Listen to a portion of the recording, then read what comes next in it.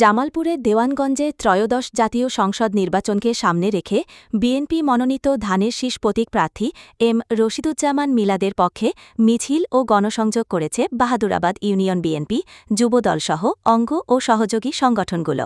জামালপুরের দেওয়ানগঞ্জ থেকে ফারুক আহমেদ ভূঁইয়ার তথ্য ও ভিডিওচিত্রে বিস্তারিত।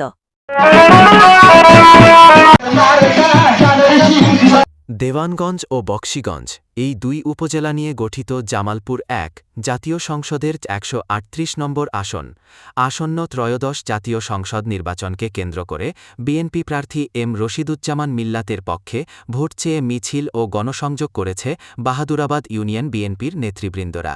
সোমবার ২ ফেব্রুয়ারি বিকেলে দেওয়ানগঞ্জ উপজেলার বাহাদুরাবাদ ইউনিয়নের পৈলাকান্দি ব্রিজ বাজার থেকে শুরু হয় ঝালুরচর বাজার প্রদক্ষিণ করে আবার পৈলাকান্দি ব্রিজ বাজারে এসে শেষ হয় মিছিলটি।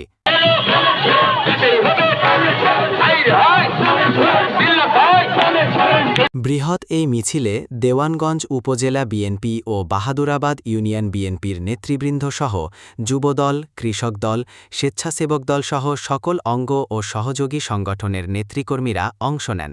পাশাপাশি সকল শ্রেণী পেশার সাধারণ মানুষও স্বতঃস্ফূর্তভাবে মিছিলে যোগ দেন। মিছিল চলাকালে তারা ধানের শীষ প্রতীকে ভোট প্রার্থনা করেন এবং স্লোগানে স্লোগানে এলাকা মুখরিত করে শান্তিপূর্ণভাবে কর্মসূচি সম্পন্ন করেন।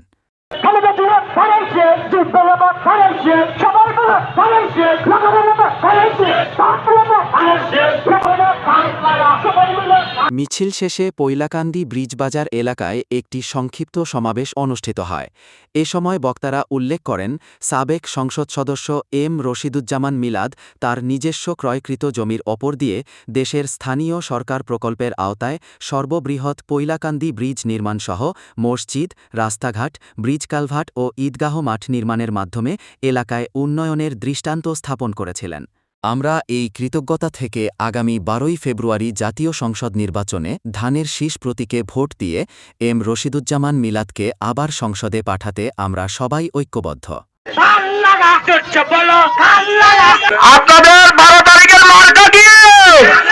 আরো জোরে মিলাদ ভাই যে বৃষ্টি করে দিয়েছে, অন্তত তাকে কৃতজ্ঞতা জানানোর জন্য হলো আগামী ১২ ফেব্রুয়ারি ধানের শীষের প্রতীকে সবাই ভোট দিবেন।